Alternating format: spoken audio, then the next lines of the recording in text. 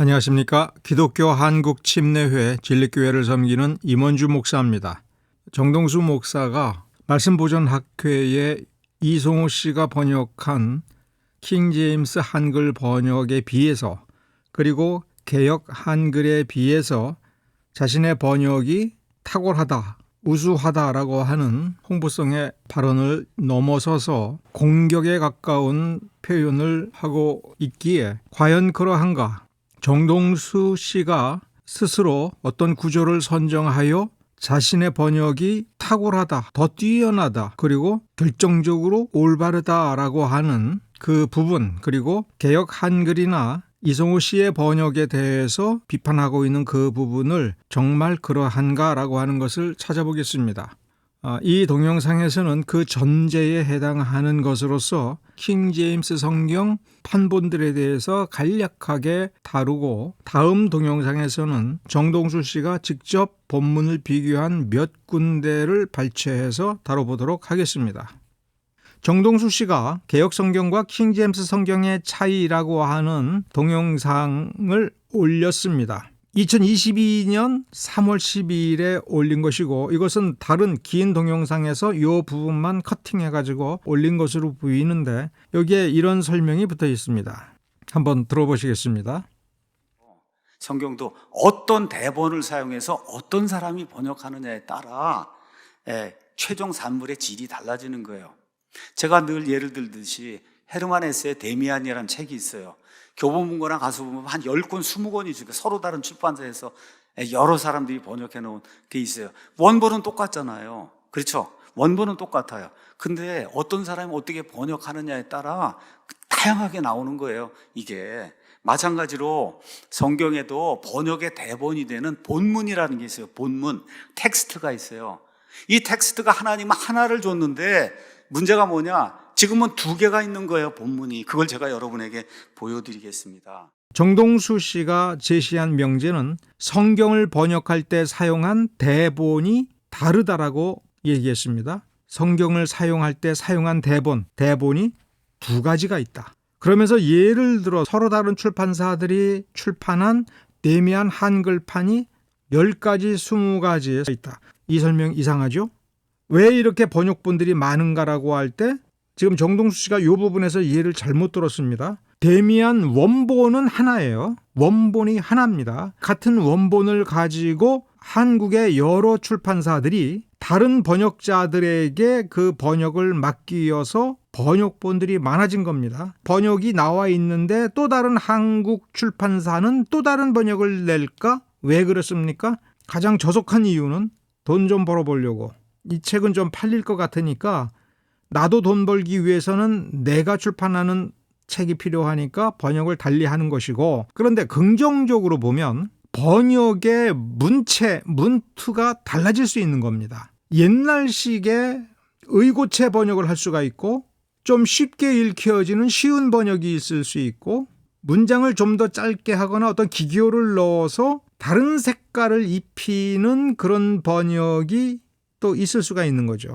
각 출판사마다 이 데미안이라고 하는 작품이 가지고 있는 어떤 특성들을 더 잘 드러내기 위한 번역을 낼 수 있으면, 그리고 판권을 가지고 있는 외국의 출판사가 그런 식의 번역이라면 당신도 한번 번역해봐. 또 다른 사람이 왔을 때 그래, 당신은 이런 식의 특징을 부여해서 번역해본다고? 그러면 한번 해봐. 이렇게 허용하는 경우도 가능하지요.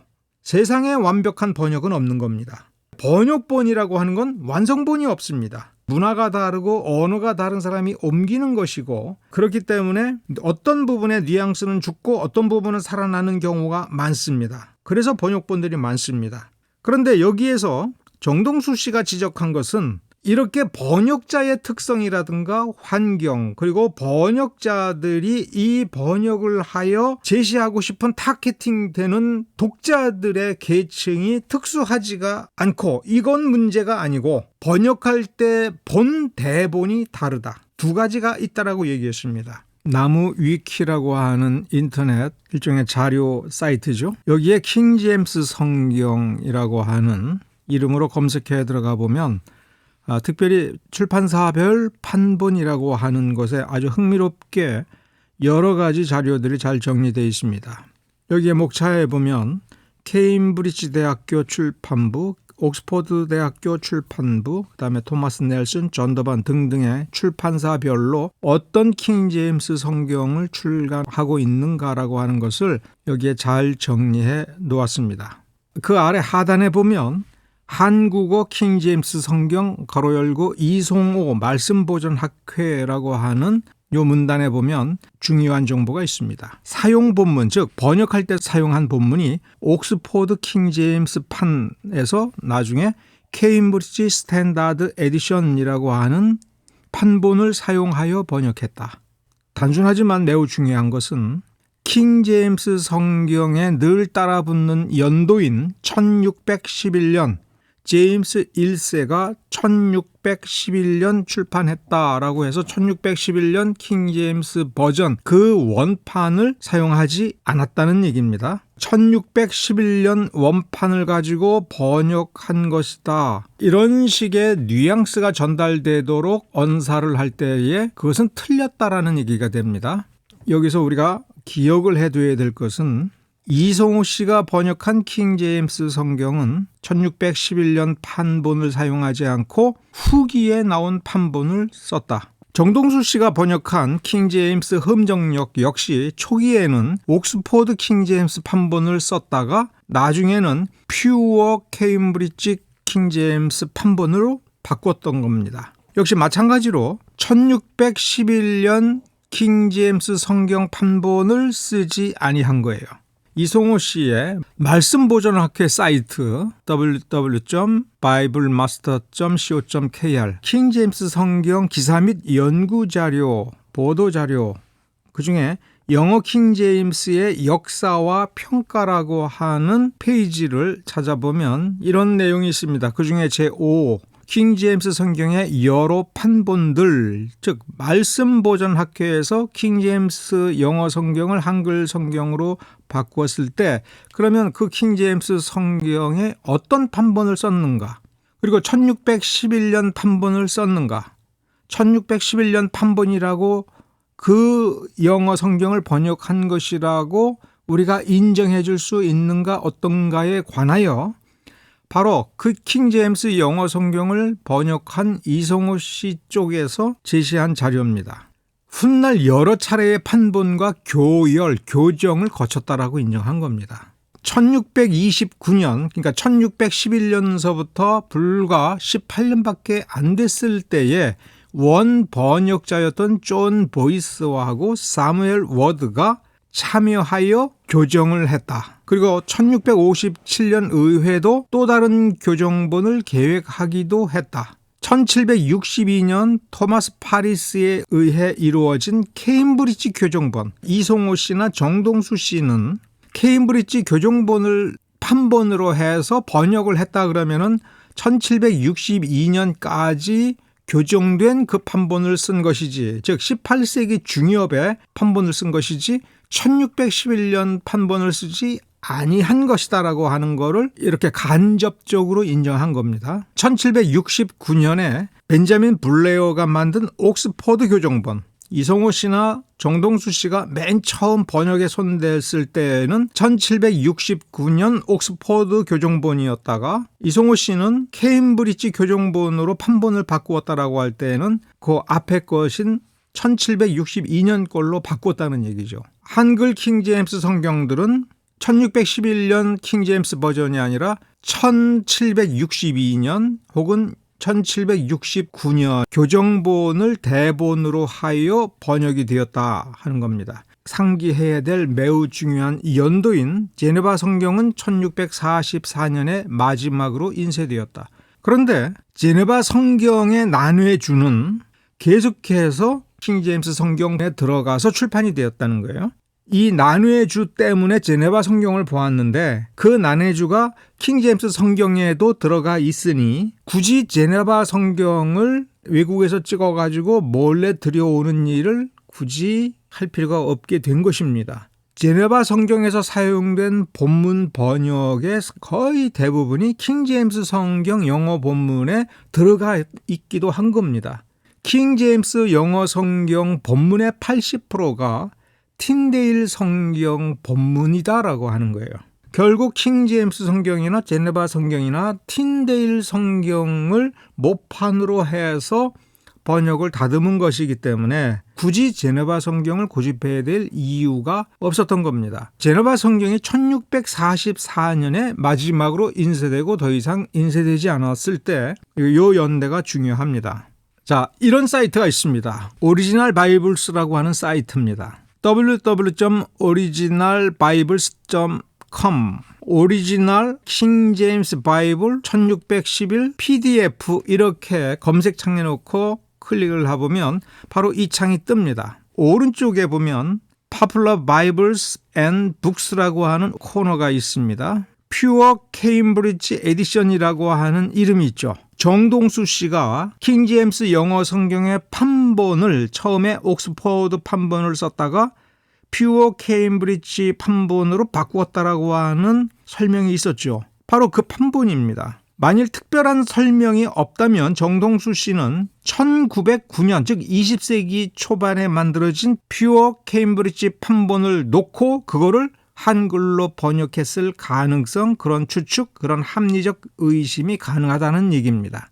페이지를 전체를 보면 열어보면 이렇게 넓게 나옵니다. 그리고 여기에 설명이 붙어 있어요. 킹제임스 성경 1611년 판에 핵심 설명이 들어가 있으니 이 부분을 좀 볼 필요가 있습니다.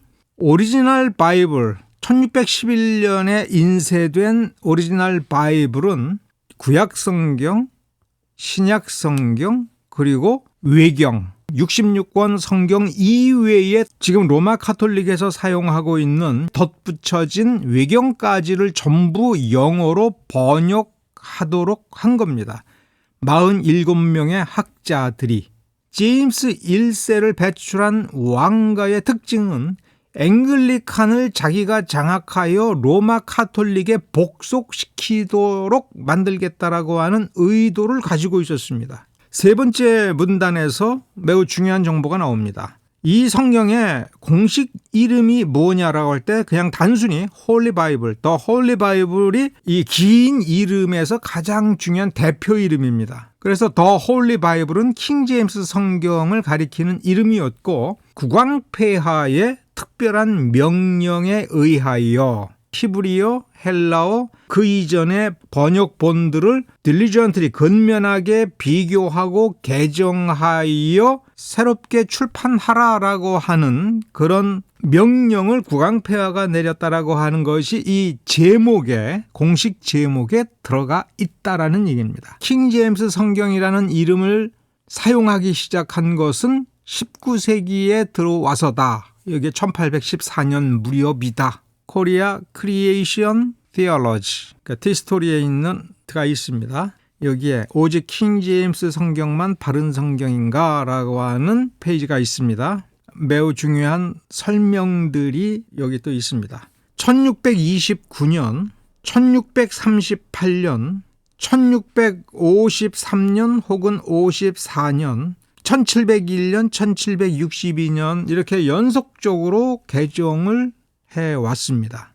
옥스포드 판본에 의하면 1611년 판과 비교할 때 7만 5천 군데 가량이 수정되었습니다. 7만 5천 군데. 이 사실만 놓고 보면 1611년 영어 판본은 그대로 가져다 쓰면 문제가 많이 생긴다. 그런 뜻입니다. 킹제임스 성경을 출판했던 그 나라 그 사람들, 그 후예들이 새롭게 성서 사본들이 발견되면서 이 킹제임스 버전에 좀 더 철저한 ERV라고 하고 혹은 RV라고 하는 것이 1881년에 출간되기 시작해서 1885년까지 해서 구약이 완간된 것이 RV 버전입니다.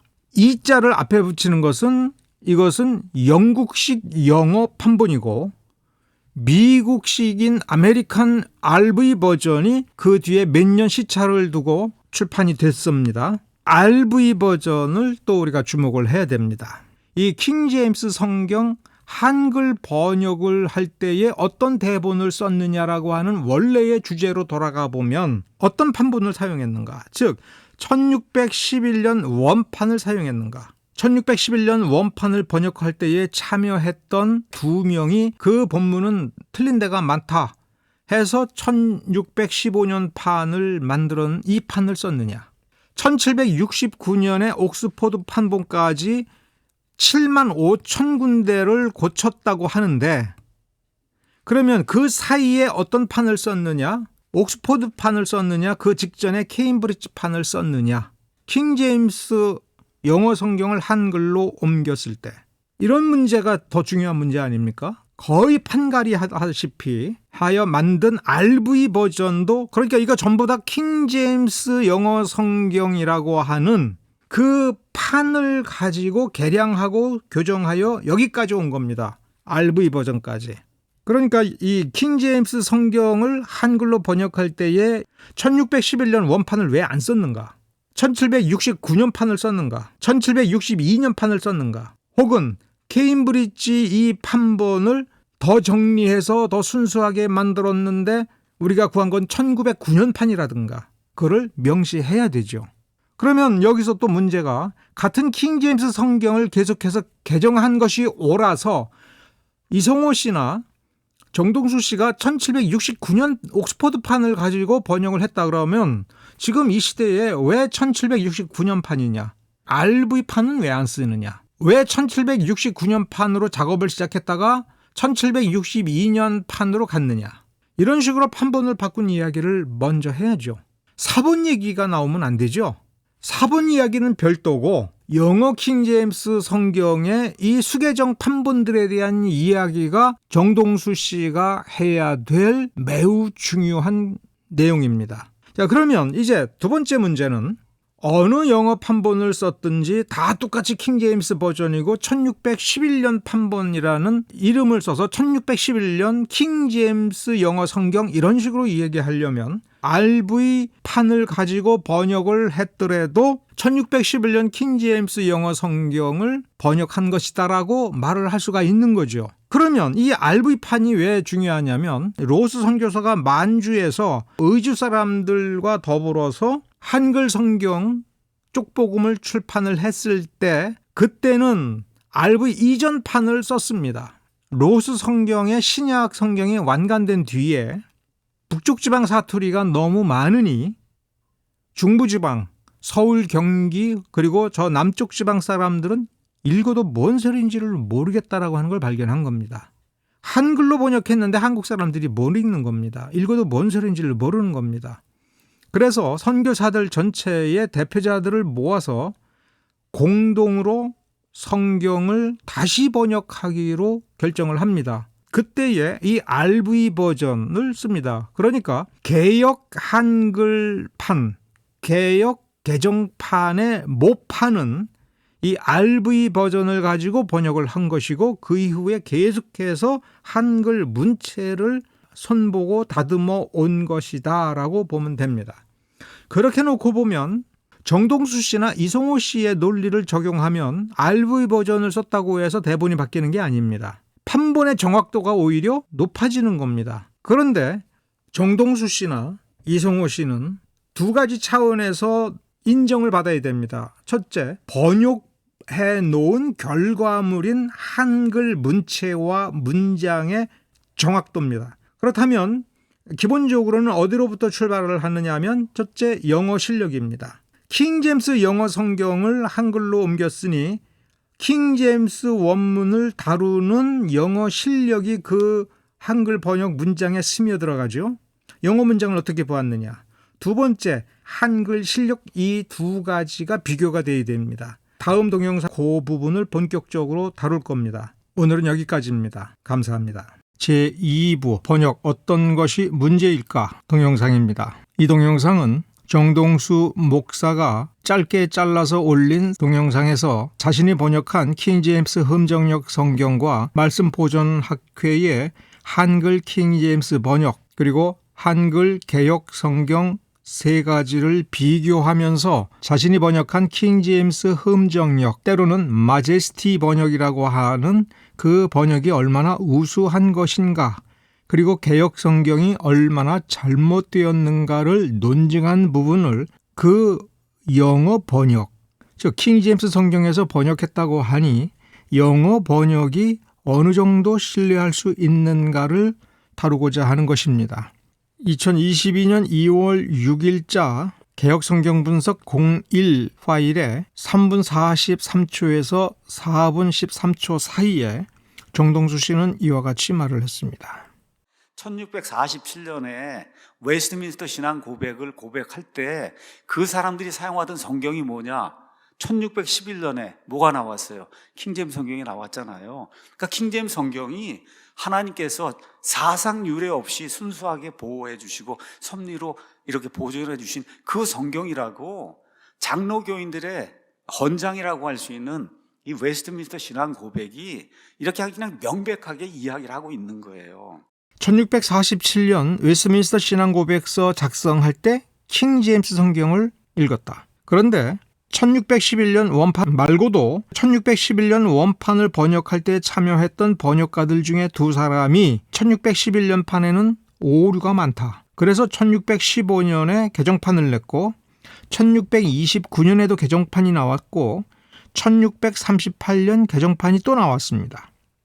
유능한 학자라면 1611년에 오류가 상대적으로 더 많은, 모든 오류를 그대로 가지고 있는 로마 카톨릭의 외경을 그대로 담고 있고 마리아를 숭배하는 표지와 그런 언급들이 있는 1611년 판을 그대로 써서 웨스트민스터 종교회의를 하고 개신교 신앙고백서와 예배를 위한 표준문서, 교회 치리를 위한 표준문서를 만들겠습니까? 그거 빼야죠. 만일 킹제임스 성경을 썼다면 1638년 판을 썼겠죠. 적어도 1644년에 바로 종교개혁가들이 만든 영어 성경인 제네바 성경이 최종적으로 인쇄가 돼서 영국에 들여왔습니다. 그러면 1647년 종교회의에 모인 신학자들이 1611년 판을 사용했겠습니까? 1638년을 쓰든지 제네바 성경 최종 인쇄본을 쓰든지 혹은 그 이전 인쇄본을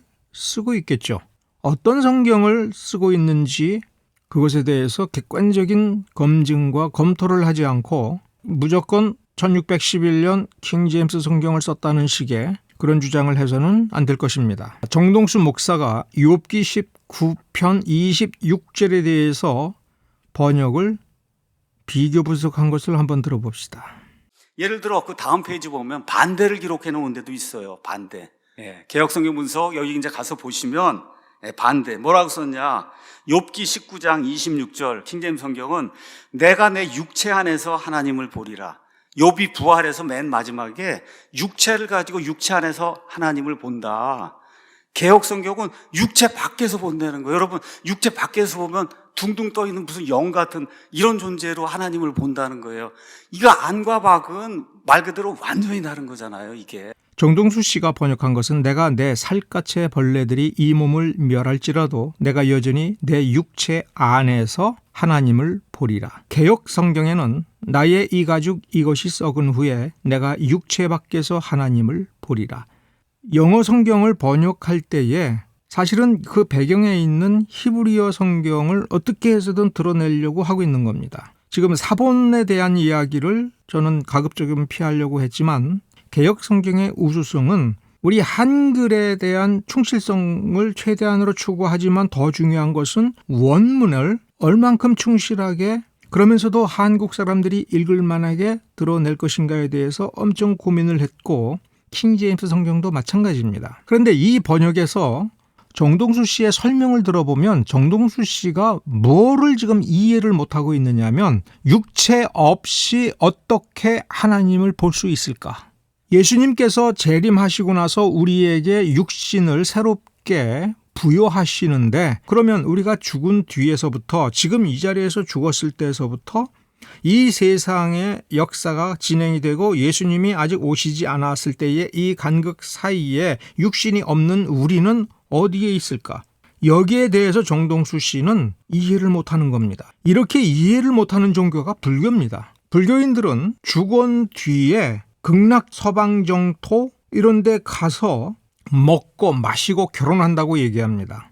육신이 있으니까 먹는 거 아니냐 할 때 그 육신이 어디서 왔는지 설명을 못합니다. 그러면서도 왜 설명을 못하냐면 죽어서도 내가 어떤 활동을 하려고 한다면 반드시 육신이 있어야 되고 육신이 있어야 되니까 먹어야 되고 그러니까 극락은 마음대로 먹을 수 있는 곳. 그래서 그곳에서 쾌락도 즐길 수 있다 하는 겁니다. 그런데 그 육신이 없으면 즐길 수 없고 먹을 수 없고 그런데 그 육신이 어디서 왔는지 모르고 그냥 넘어가자. 그런데 분명한 건 육체 없이는 먹고 마실 수 없으니 있어야 되는데 그건 어디서 오는지도 모른다. 이런 사상을 가지고 있어요.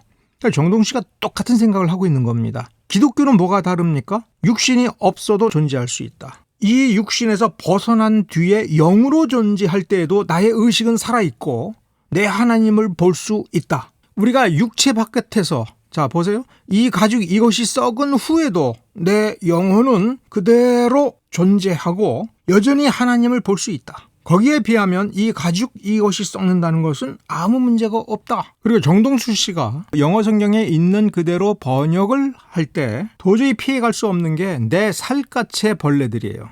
벌레들이 파먹어서 육체가 없어집니까? 그러니까 이 worm이라고 하는 단어가 킹제임스 성경에 나온다고 했을 때 정말로 살갗을 파먹어서 육체를 멸하게 하는 벌레가 있고 그래서 육신이 썩는 거냐. 정동수 씨는 킹제임스 성경의 전치사 in을 안에서라고 했습니다. 이것은 이 육체가 없고 육체가 destroy, 그렇죠? 육체가 멸하고 파괴되고 그렇다면 없어졌는데 이 전치사 in을 그대로 그렇게 번역하는 것은 오류가 있지 않느냐라고 하는 걸 이거를 의역이라고 합니다.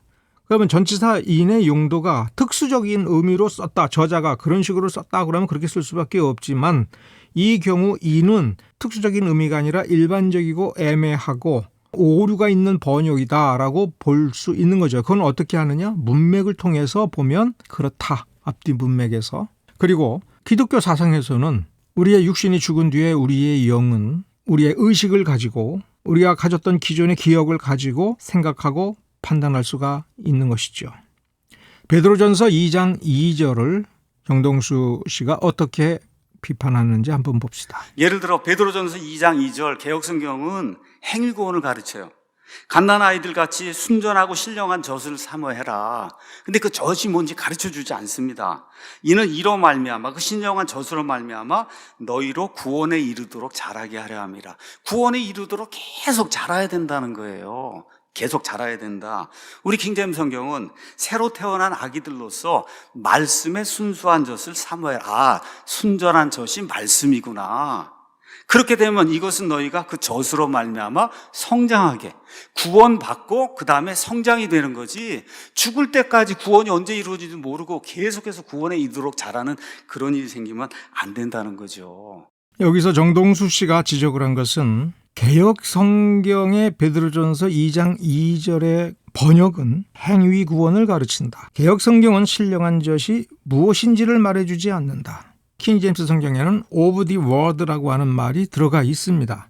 그럼 이건 RV 버전에서는 of the word라고 하는 말을 뺐다는 얘기죠. 그러면 이것은 사본상의 문제지만 영어 얘기가 아니니까 가급적이면 그건 언급을 하지 않고 그럼 of the word를 빼고 spiritual이라고 하는 단어를 집어넣고 번역을 하면 행위구원이 되느냐? 개역판이나 정동수 씨의 번역이나 다 똑같이 갓난 아기들이 젖을 사모하고 젖을 빨아먹는 거예요. 말씀의라는 형용사가 들어가 있지 않으면 행위구원이 되고 그거를 집어 넣으면 은혜로 구원받는 것이 됩니까? 그 다음에 신령한 젖이 무엇이냐라고 할 때에는 베드로전서 1장 마지막 부분에서 그 다음에 2장으로 넘어올 때에 이 신령한 젖이 왜 신령한 젖인지 그리고 정확하게 무엇인지 그것이 하나님의 말씀이며 예수 그리스도 그 자신이라고 하는 것을 너무나 정확하고 상세하게 설명을 하면서 바로 이 말이 나오는 거거든요. 같은 문맥이거든요. 그러니까 정동수 씨는 문맥을 고려하지 말라. 앞에 문맥 보지 말라. 요것만 보라. 그러면서 이 갓난 아기들 같이라고 베드로가 지적을 하면서 예로 들고 모범을 삼아서 설명하는 것이 무슨 의도인가를 지금 해석하지 못하고 있는 겁니다. 그런데 갓난아이라고 하는 말이 더 정확한 번역이겠습니까? 새로 태어난이라고 하는 말이 더 정확한 번역이겠습니까? 그 아기들이 먼저 태어났다가 다시 태어납니까? 갓 태어난이라는 말이 좀 더 우리말에 좋은 말이죠. 이 부분을 놓치고 있는 겁니다. 요한복음 12장 43절을 봅시다. 먼저 이제 성경에 가서 보면 칭찬이란 단어가 있어요. 찬양이란 단어. 칭찬, 찬양 그러면 영어로는 어떻게 쓰겠어요? praise란 단어를 쓰겠죠. praise. 그렇죠? 그래서 요한복음 12장 42절, 43절을 우리 킹제임스 마제스트 에디션으로 읽으면 이렇게 되어 있습니다. 그럼에도 불구하고 우두머리 치리자들 가운데서도 많은 사람들이 그분을 믿되 바리새인들로 인해 자기들이 회당에서 쫓겨날까 염려하여 그분을 시인하지 아니하였으니 이는 그들이 사람들의 칭찬을, 사람들로부터 받는 그 칭찬을 하나님의 칭찬보다 더 사랑하였기 때문이다. 이런 구절이 있습니다. 한영대역으로 가서 여기 가서 보시면 For they love the praise of men, 사람들의 칭찬을 모아된 the praise of God, 하나님의 칭찬보다 더 사랑했기 때문이다. praise라고 하는 그런 단어가 나와요. 여러분 영어 사전에 가셔서 praise 찾아보세요. 칭찬, 찬양, 찬송 이런 이야기잖아요. 분명히 영어로 이제 praise라고 이렇게 사람들의 praise, 하나님의 praise가 이게 나와 있으면 이걸 어떻게 번역해야 되겠어요? 사람들의 칭찬을 하나님이 주는 그런 칭찬, 그 칭찬보다 더 사랑했기 때문에 예수님을 공개적으로 시인하지 못했다. 이렇게 번역이 돼야 저와 여러분이 이해할 수 있잖아요. 근데 말씀 보존하께서 만든 한글 킹제임스 성경은 어떻게 돼 있냐? 이는 그들이 사람의 영광을 하나님의 영광보다 더 사랑하였습니다라. 여러분 일단 말이 안 되잖아요. 사람의 영광이 뭐예요? 사람의 영광, 하나님의 영광이 뭐고, 영광은 영어로 역번역하면 뭐예요? 글로리잖아요. 글로리하고 프레이즈가 완전히 다르다는 거 우리가 금방 알 수 있잖아요. 그렇죠? 영광은 글로리고 칭찬은 프레이즈예요. 그래서 프레이즈는 영광이 아니라 칭찬으로 번역을 해야 되는 거예요. 이건 중학교 애들도 알 수 있는 거 아닙니까? 그렇죠? 그렇기 때문에 이 한글 킹제임스 성경은 영어 킹제임스 성경을 그대로 번역한 게 아니에요. 뭐하고 똑같이 번역했냐? 개역 성경하고 똑같이 번역했어요. 사람의 영광을 하나님의 영광보다 더 사랑했기 때문이다. 이렇기 때문에 이 한글 킹제임스 성경은 영어 킹제임스 성경 그대로 번역한 그런 성경이 아닙니다. 영어 성경, 킹제임스 영어 성경에는 프레이즈라고 하는 단어가 들어가서 그대로 번역을 했습니다. 그런데 말씀보존학회의 킹제임스 번역은 영광이라고 번역을 했고 개역성경 영광이라고 했습니다. 왜 이 두 성경은? 그리고 말씀보존학회의 이성우 씨는 개역 한글 성경은 사탄이 변개한 성경이다. 틀렸다. 심지어 개역성경 읽으면 구원 못 받는다. 이런 식으로 얘기하면서도 번역은 똑같이 갔어요. 왜 그러느냐 할 때 헬라어 성경에 이게 영광이라는 단어로 들어간 거예요. 그러면 킹제임스 성경이 프레이즈라고 한 것이 더 정확한 번역이냐? 헬라어 사본에 독사라고 하는 단어가 들어가는 것이 압도적이냐? 그러면 독사가 영광이라고 하니 영광으로 번역하는 것이 더 옳으냐의 선택의 문제가 있는데 이것은 사본학의 문제이니까 여기서 크게 다루지 않고 그 부분을 지적을 하고 그 다음에 좀 살펴봅시다. 비록 프레이즈를 글로리라고 하는 의미로 번역을 했어요. 사실은 1611년 번역을 할 때에 그 프레이즈를 칭찬의 개념으로 썼단 말이에요. 그러면 이때 사람들이 생각한 프레이즈와 혹은 글로리라고 하는 개념이 얼마나 다를 것인가 혹은 얼마나 유사한 것인가 이런 부분을 번역자들은 고민을 해야 돼요. 프레이즈, 칭찬이라고 하는 단어를 봅시다. 지금 정동수 씨는 칭찬만 했는데 찬양이라는 뜻도 있고 숭배라는 뜻이 있습니다. 정동수 씨 번역도 굉장히 이상한 거예요. 사람들로부터 숭배를 받고 그다음에 하나님이 숭배를 해요. 사람들을. 분명히 같은 뜻이에요. 그런데도 칭찬만 가지고 이 번역이 좋았다. 그렇게 고집을 부릴 수도 없는 문제입니다. 그런데 글로리라고 하는 단어를 정동수 씨는 사전에서 찾아보면 첫 번째 단어 영광이라는 뜻만 보았습니다. 다른 뜻도 있어요. 득이양양, 기쁨이라는 뜻이 있고 동사로 썼을 때 보면 자랑으로 여기다. 뭘 자랑하다라는 개념이 분명히 있습니다. 하나님이 너를 자랑스럽게 여겨서 칭찬했다. 글로리와 프레이즈가 기본적으로 그 바탕에는 거의 같은 뜻을 가지고 있는 용례가 있다는 거예요. 그런 개념이 있는 거예요.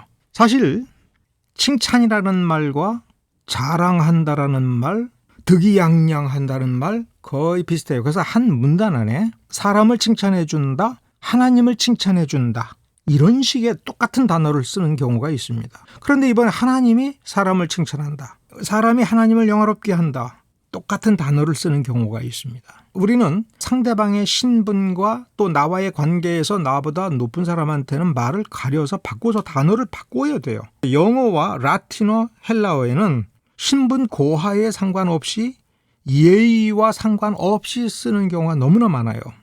자, 한 가지 분명한 건 글로리의 그 기본 바탕에는 자랑스럽게 여기다, 자랑한다, 이 개념이 들어가 있다는 것. 정동수 씨는 이걸 놓친 겁니다. 번역을 하려면 프레이즈와 글로리, 저 성경은 자랑으로 했네, 영광으로 했네, 기쁨으로 했네, 칭찬으로 했네, 이럴 때 이 개념들의 뿌리가 무엇인가? 그 부분을 놓고 사람들의 칭찬, 하나님의 칭찬 이렇게 할 때 사람들이 기뻐해 준다, 하나님이 기뻐하신다, 그들 때문에 사람들이 기뻐하고 자랑스럽게 여긴다, 그들 때문에 하나님이 기뻐하고 자랑스럽게 여긴다. 사실은 이 개념이죠.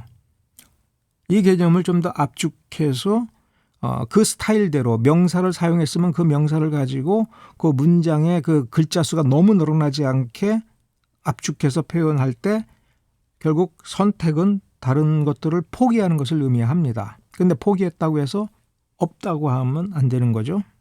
요한복음 14장 18절을 한번 봅시다.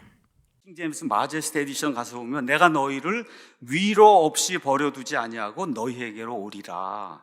14장 18절 보면 그렇게 되어 있습니다. 영어로 가서 보면 I will not leave you comfortless. comfort라는 게 위로잖아요. 그렇죠? 그 위로가 없이 남겨두지 아니하고 I will come to you. 내가 너희에게 다시 오겠다 이렇게 이야기하고 있잖아요. 예수님이 이제 간다고 하니까 제자들이 막 걱정하잖아요. 그러니까 예수님께서 뭐라고 말씀하시냐? 내가 아버지께 구하면 그분께서 다른 위로자를 너희에게 주사 그분께서 영원토록 너희와 함께 거하게 하시리라. 다른 위로자가 누굽니까? 성령님이시잖아요. 그렇죠? 그래서 요한복음 14장 16절, 26절, 15장 26절, 16장 7절 이런 데 가서 보면 성령님을 컴포트를 주는 그런 분으로 이 킹제임스 성경이 그렇게 이제 이야기를 하고 있어요. 말씀 보존학교 가서 성경 가서 보면 다 위로자라고 번역을 다 해놨습니다. 위로자, 컴포터. 우리도 마찬가지로 다 컴포터 이렇게 이제 돼 있단 말이에요. 그럼 여기도 마찬가지로 I will not leave you comfortless. 컴포트가 없이 남겨두지 않겠다고 하면 있는 그대로 어떻게 번역을 해야 되냐? 내가 너희를 위로 없이 남겨두지 않겠다. 그 얘기 그렇게 번역을 해야 된다는 거예요. 위로자를 보내서 그렇죠. 위로가 없이 그렇게 지내는 상태로 두지 않겠다. 그런 의미로 킹제임스 성경이 comfortless라고 하는 그런 단어를 그렇게 이제 썼잖아요. 그렇기 때문에 위로 없이라고 여러분 comfort에다가 less가 붙었으니까 위로 없이 번역해야 되는데 이건 중학교, 고등학교 애들도 다 아는 내용 아닙니까? 근데 개역 성경이나 말씀 보존학교 성경은 뭐로 번역했냐? 고아와 같이 남겨두지 않는다. 고아로 남겨두지 않는다. 예를 들어 말씀 보존학교 한글 킹제임스 읽으면 내가 너희를 고아로 남겨두지 아니하고 너희에게 오리. 고아가 어디가 있어요? 여러분 영어로 고아는 올판이라는 단어를 쓰는데 어디에 올판이 있어요? 여기 영어 킹제임스 성경에. 개역 성경에는 내가 너희를 고아와 같이 남겨두지 않냐. 그러니까 똑같은 거예요. 킹제임스 성경을 번역했다고 하는데 뭐하고 똑같으냐? 개역 성경하고 똑같은 거예요. 또 가서 보면 뭐하고 똑같아요? NIV하고 NASB하고 똑같은 거예요. 킹제임스 성경에 컴포트리스라고 되어 있고 또 문맥에서 성령을 더 컴포터라고 했기 때문에 그러면 컴포트가 여기 나오니까 똑같이 위로 없이라고 해야 이게 맞지 않느냐라고 얘기했는데 첫째 여기에서 삼위일체 하나님의 제3위격이신 성령은 고유한 인격체입니다. 그분을 지칭하여 뭐라고 썼다고 해서 그와 같은 단어도 똑같이 번역을 해야 된다. 왜 이런 식으로 번역하는지 모르겠어요. 그 이름을 The Comforter는 성령의 고유 명사를 대신해 쓰는 일종의 대명사처럼 쓴 거예요. 그런데 그 단어가 위로라고 했으니 위로자라고 해야 된다. 그러면 그분을 위로자라고 하는 그 이름으로 쓰면 그만이고, 여기 이 문장에서 이 comfortless 혹은 comfort가 표현하고자 하는 내용을 옮겨줘야죠. 여기에서 위로라고 하는 말을 여러분 생각해 보십시오. 위로는 힘을 주기 위하여 격려해주고 도닥거려주면서 기운을 챙겨라, 마음을 단단히 먹어라, 슬퍼하지 마라, 이렇게 해주는 이 행위, 그래서 마음으로 전달받는 그 따뜻한 마음, 이런 거지 않습니까? 그러면 지금 기본 개념은 이 문맥에서 이들이 뭘 상실했든가, 그래서 그거 괜찮아, 이렇게 말을 해주는 거죠. 자, 개역성경하고 말씀보존학회는 고아와 같이라고 하는 문구로 번역을 했다라고 할 때 NIV는 이렇게 orphan이라고 하는 단어로 번역을 했어요. 요 NIV를 보았든 안 보았든 이 comfortless를 고아와 같이, 고아로 내버려 두지 않고 이런 식으로 번역하는 이 한글이 문제가 있냐 이거예요. 자, comfort를 한번 찾아봐요. 정동수 목사가 사전만 보면 중고등학생들도 아는 그걸 왜 개역성경 번역가로는 틀렸느냐 이렇게 얘기하는데, 사실 정동수 씨가 딱 중고등학교 수준으로 번역을 하는 겁니다. 중고등학교 영어 공부의 가장 큰 문제가 뭐냐면 단어를 사전에서 딱 찾아보고 맨 앞에 있는 거 하나만 외워두는 거예요. 컴포트는 위로, 딱 그렇게 외워두고 시험에 나오면 위로, 그래서 무조건 컴포트는 위로로만 번역을 하는 거예요. 문맥에 따라서 탄력 있게 또 다른 개념의 언어로 번역을 해야 된다고 하는 것을 이 중고등학교 때에 정확하게 처음부터 가르쳐주지 않았기 때문에 시간이 갈수록 영어가 안 되는 겁니다. 어디에 주목을 해야 되냐면 안락, 편안함, 마음의 평안을 얘기해요. 위로를 해준다라고 할 때 목적은 내가 한마디 거들어서 나 네 편이야 이렇게 말을 해 주어서 불안한 마음을 편안하게 하고 상처가 치유돼서 편안해지는 것, 행복해지는 것, 여기에 목표가 있어서 안락함, 평안함을 의미할 수 있습니다. 편하게 산다, 안락하게 산다. 헬라어 성경에 오판에 해당하는 단어, 고아라고 하는 이런 단어가 들어가 있습니다. 이건 역시 사본의 문제니까 또 빼고 오판을 썼어요. 그런데 단순히 고아는 부모가 없는, 일가친척도 거의 없는 사람을 가리키는 이 단어, 맨 첫째 단어만 있는 것이 아니라 여기에 보면 보호를 박탈당한, 버림받은, 고아와 같은이라고 할 때 우리는 얘가 부모가 없다라고 하는 것만 생각하는 게 아니지요. 부모의 보호라는 것, 어른들의 보호라는 것이 없이 내 동댕이 처진, 누구도 이 아이를 돌보지 않는, 그래서 보호와 사랑에 박탈되고 내팽개쳐진 상태를 가리키는 겁니다. 요한복음 이 문맥에서 고아와 같이 혹은 고아로 내버려 둔다라고 하는 말이 이 문맥에서 더 정확하게 맞는 거예요. 주님이 가신다니까. 그럼 주님도 없이 우리는 어떻게 하지? 주변의 유대인들은 다 적대적이고 우리를 잡아서 죽이려고 애를 쓰는데 주님도 이제 안 계신데 버려지는 거 아니에요. 그런데 주님께서 걱정하지 마라. 너희들과 함께 하는 이가 올 거다. 내가 보낼 거다. 그게 더 좋은 거다. 고아처럼 보호를 박탈당한 상태로 홀로 세상에 내버려져서 아무도 너희를 돌보는 이가 없는 그런 상태로 내버려두지 아니할 거다. 부모가 없다라고 하는 요 표피적이고 피상적인 어떤 의미가 아닌 그 상태가 주는 그 삶 전체가 어떤 것인가를 느끼게 해주는 굉장히 좋은 번역입니다. 사본에 고아라는 단어가 들어가 있건 없건 컴포트리스를 가지고 고아와 같이 내버려 두고라고 번역했으면 이건 거의 천재적인 번역입니다. 자, 그런데 성령을 위로자 이렇게 번역하지 않고 보혜사라고 번역을 했어요. 그런데 이 보혜사가 무슨 뜻이냐 할 때 대언자, 말을 대신해 주는 사람, 변호사, 중재자, 협조자, 대변자, 도와주는 사람이죠. 위로만 해주는 것이 아니라 와서 나를 대변해주고 도와주고, 파라클레토스라고 하는 이런 단어가 한글에는 없지 않습니까? 처음 보는 단어예요. 그러면 성경 번역자들은 성경 전체를 뒤져서 이 파라클레토스가 등장하는 용례들을 다 분석했을 때 대연해주는구나, 변호해주는구나, 중재해주는구나, 협조해주는구나, 재판정에서 나를 대신해서 말을 해주고 법을 해석해주고 법적으로 대응해주는 그 누군가가, 그래서 난 그의 도움을 받고 그의 보호를 받는 것, 이 개념을 담을 수 있는 용어를 찾았던 것이죠. 한글에는 이게 그때 없었으니까 중국 단어를 사용해서 사용하게 된 것이죠. 이걸 위로자다라고 번역을 했을 때 그 의미는 상당히 축소된다는 그런 느낌이 있죠. 그래서 쉽게 못 바꾸는 겁니다. 갈라디아서 6장 4절을 봅시다. 갈라디아서 6장 4절에 이제 가서 보면은 이런 단어가 나와요. rejoicing이라는 그런 단어가 나옵니다. 우리말 성경으로 가서 이제 이 마제스티 에디션으로 가서 보면 오히려 각 사람은 자기 일을 검증을 할지니라, 자기를 잘 검증해 보라는 거예요. 그러면 그는 다른 사람이 아니라 자기로 인해 홀로 기쁨을 누린다. 자기 일을 잘 검증을 하면 그러면 자기 때문에 스스로 기쁨을 누리는 그런 일이 생긴다. rejoicing을 한다고 하는 그런 내용이 그 안에 이제 기록이 돼 있어요. 영어로 가서 보면 then shall he have rejoicing in himself alone and not in another. 이렇게 돼서 rejoicing. 여러분 rejoice. 빌립보서 4장 이런 데 가면 주를 기뻐하라, 기뻐하라, 기뻐하라 할 때 나올 때마다 rejoice, rejoice, rejoice. rejoice도 중학교, 고등학교 아이들이 아는 거잖아. 기쁘다, 기뻐하다 이런 이야기잖아요. 근데 말씀 보존학교 한글 킹제임스 성경이 이거를 자랑으로 바꿔놓은 거예요. 각 사람은 자기 자신의 일을 살펴라. 그러면 자기 혼자에게만 자랑할 것이 있게 되고 다른 사람에게는 없다. 자랑으로 바꿔놓은 거예요.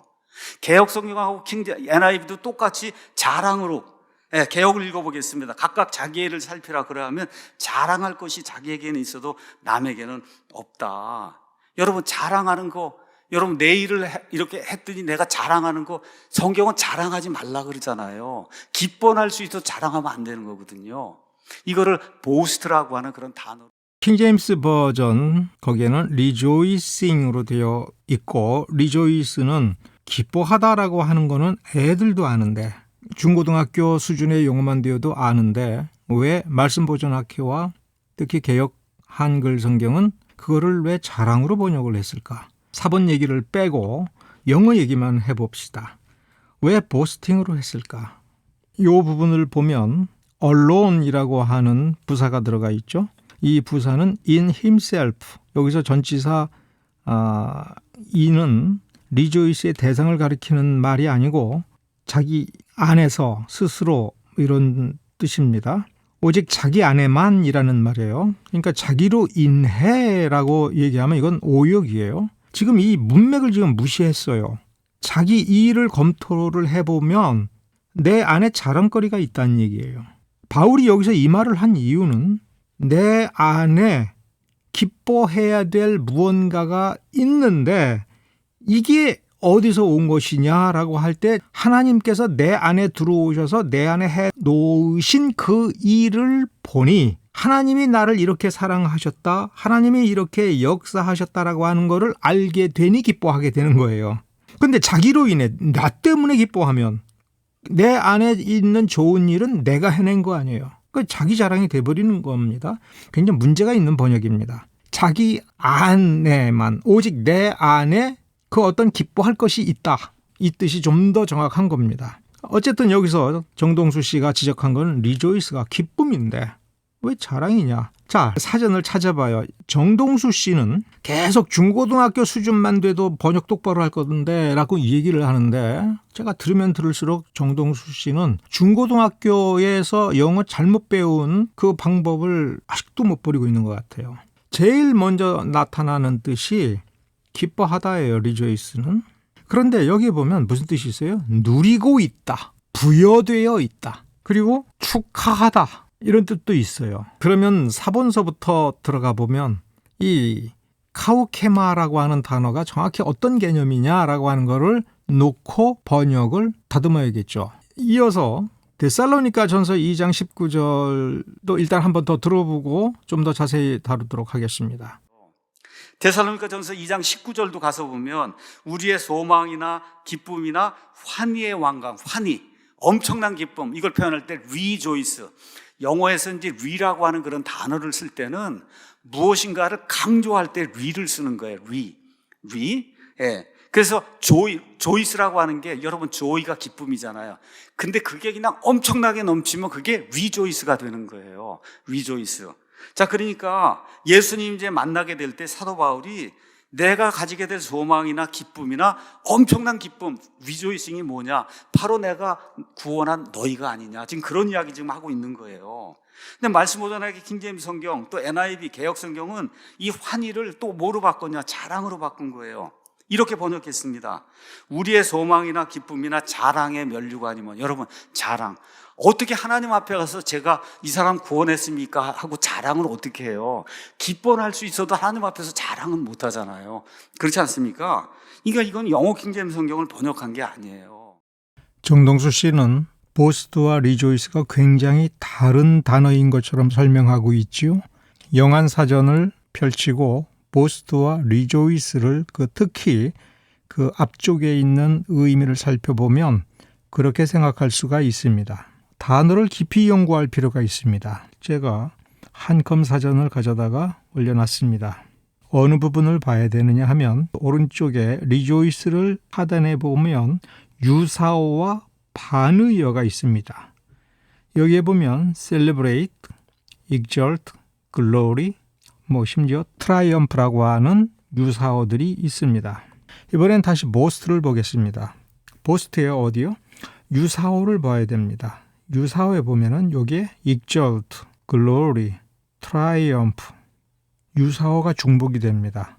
boast에도 triumph, glory, exalt의 뜻이 있고 rejoice에도 exalt, glory, triumph의 뜻이 있습니다. 그런 점에서 boast와 rejoice는 근본 개념으로 들어가 보면은 거의 같은 뜻이다. 이렇게 결론을 내려도 되는 거죠.